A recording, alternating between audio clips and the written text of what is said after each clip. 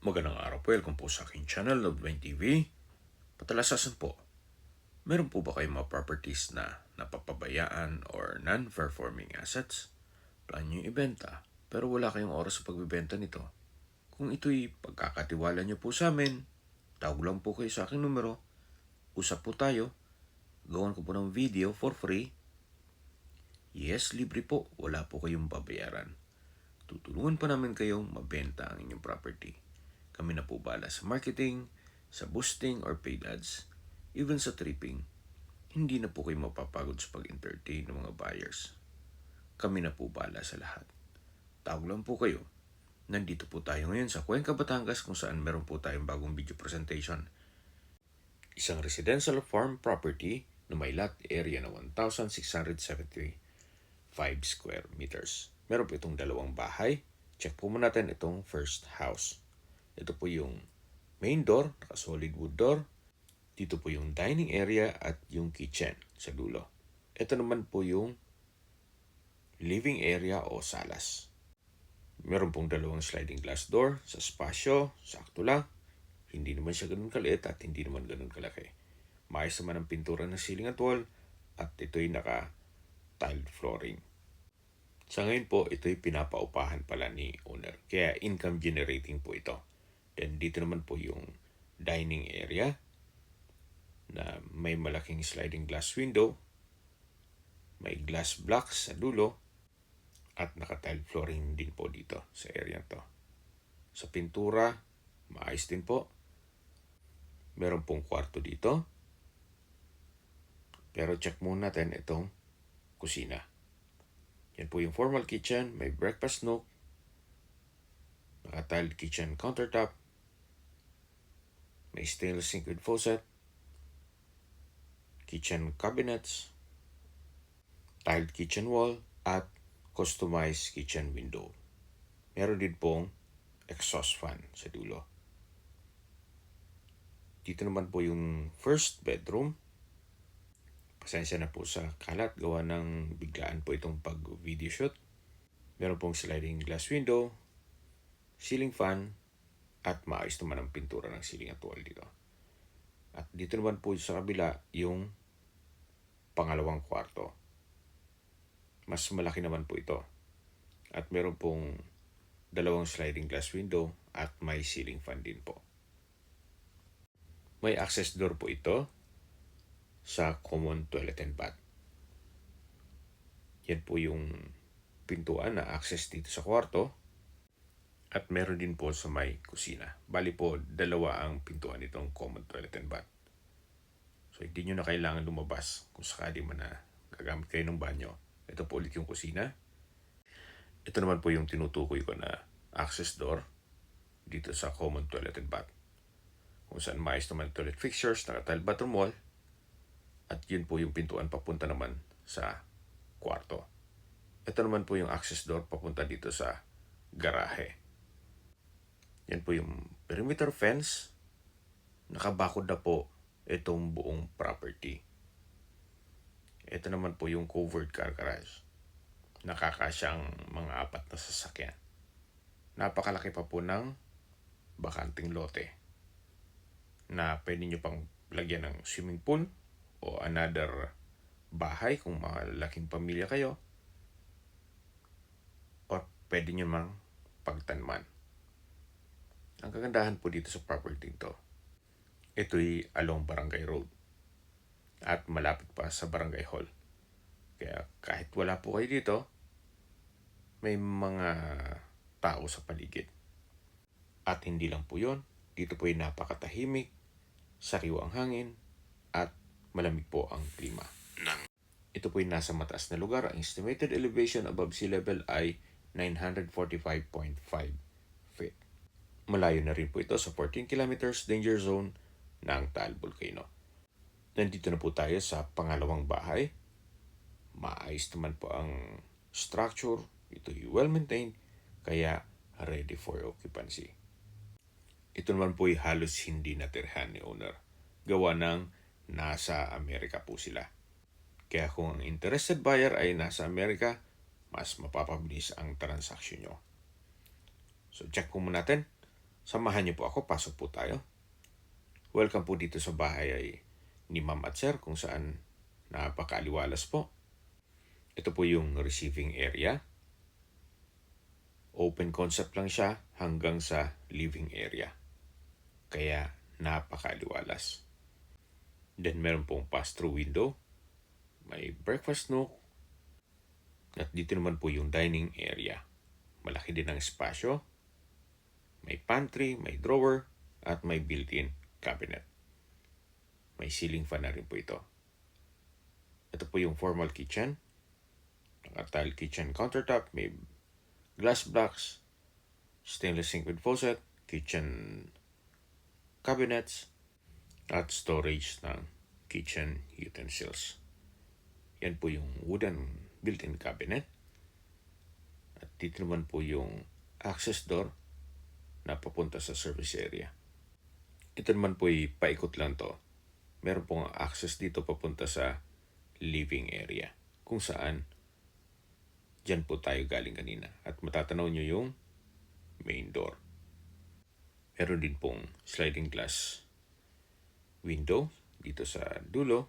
At ito po yung first bedroom. Naka-solid wood door. May ceiling fan. Sa spasyo, sakto lang. Hindi niya siya ganun kaliit at hindi naman ganun kalaki. Okay, check natin yung kabilang kwarto. Ito po yung second bedroom. Ganun din po. Naka-solid wood door. May sariling glass window. Maayos naman ang pintura ng ceiling at wall. At may wardrobe. Katabi lang po nito ang common toilet and bath. Kung saan maayos naman po ang mga toilet fixtures. At naka-tile bathroom wall na rin po ito. Lipat po tayo dito sa third bedroom. Mas malaki naman po ang espasyo dito. Meron pong dalawang steel window, may wardrobe, at ceiling fan. Labas po tayo. So dito naman po yung hagdan, naka-wooden handrail at railing, at concrete staircase.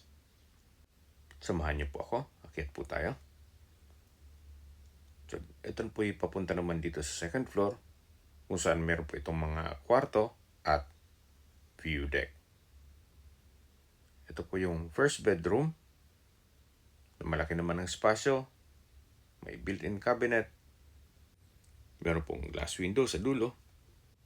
Luwas po tayo para check natin yung kabilang kwarto. Dito po sa kabilang kwarto ay malaki din ang espasyo. Meron din po itong built-in wardrobe o cabinet. Then may glass window. At meron po itong sariling toilet and bath. Naka-tile bathroom wall. May water closet. Bathroom sink. Bathroom window. At naka-tile bathroom wall. Halos wala na po kayong ipapagawa dito sa property. Siguro kung masela, retouch na lang ng pintura, then linis na lang sa paligid nito. At syempre, you might consider this property dahil sa binaba na po ang presyo nito. At pag-usapan natin sa dulong parte ng video. Ito po yung tinutukoy ko na view deck, balkonahe, o terrace, naka-tiled flooring, then yan po yung view ng Mount Makulot, at dito naman po yung bakanting lote na punong-puno po ng fruit-bearing trees kaya na langka, saging, mangga, nyog, papaya, at marami pa pong iba. Ang kagandahan po sa mga ganitong small cuts na farm lot ay less maintenance. At syempre, aanihin mo naman ng hektar-hektar ang lupain. Kung pagdating ng panahon na mahina na ang tuhod, hindi mo naman maiikot ito o may enjoy mo ang property pinagpaguran mo.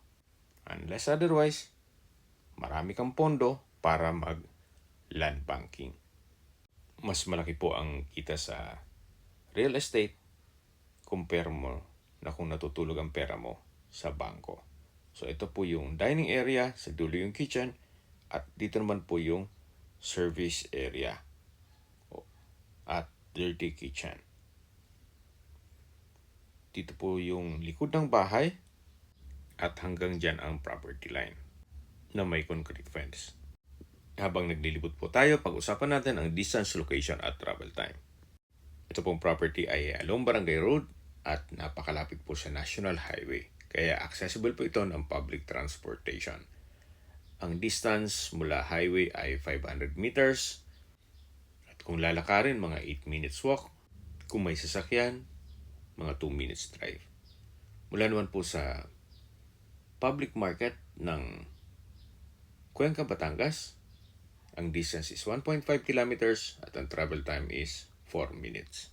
Sa Cuenca po ay kompleto rin gaya ng supermarket, banks, groceries, hardware, drugstore, at hospital. Yan po yung lagi kong binabanggit sa aking video na dapat yung i-consider sa paghanap ng property. Yun, meron pong malapit na hospital. Hindi ko naman po sinasabing sakitin kayo. Yan man po ay for emergency purpose lang naman. Mula naman po sa Batangas Port, ang distance 20 kilometers at ang travel time is 37 minutes. Mula naman po sa Lipa City, ang distance is 15 kilometers at ang travel time is 25 minutes. At kung manggagaling naman po sa Manila o sa airport, ang distance is 88 kilometers at ang travel time is 1 hour and 24 minutes. Okay, sa presyo na po tayo. Kung familiar po kayo dito sa property, opo, na-vlog na natin to. Ang dating price is 14.5. Ngayon po, nag-price drop na ng 10.5 million pesos net. Ibig pong sabihin, si buyer na sasagot sa lahat ng taxes at expenses with regards to documentation. Gawa ng binabaan na po ang presyo nito. Kung may mga katanungan po kayo, tawag lang po kayo sa aking numero at sa mga kababayan naman natin nasa ibang bansa, meron po akong Telegram. Sa mga iPhone user man, may message. Meron din pong Imo, Skype, Viber at WhatsApp. Same number lang po, 0917-316-3399. Sa mga nagtatanong naman po ng aming Facebook, meron po kaming Facebook page na Nob9 TV at Facebook Reels Video. Makisuyo po, paki-like and follow na rin. Meron din po kami ibang YouTube channel na Nob9 TV channel at AC Listings. Sana po naibigyan yung aming video presentation. Paki-like and subscribe na lang po sa aking channel para ma-update din po kayo sa aking future listings. Kung sakali po hanap niyo yung mas malaking sukat ng lupa, meron din po kami ibang listings na pwede niyong pagpilian. Huwag po kayong mag-atubiling tumawag sa amin, then let us know your budget para malaman namin kung anong property pwede namin ilok sa inyo. Sa lahat pong viewer, subscriber at nagtiwala po sa amin, salamat po sa suporta. Ingat po kayo lagi at yung pamilya. Maraming salamat po.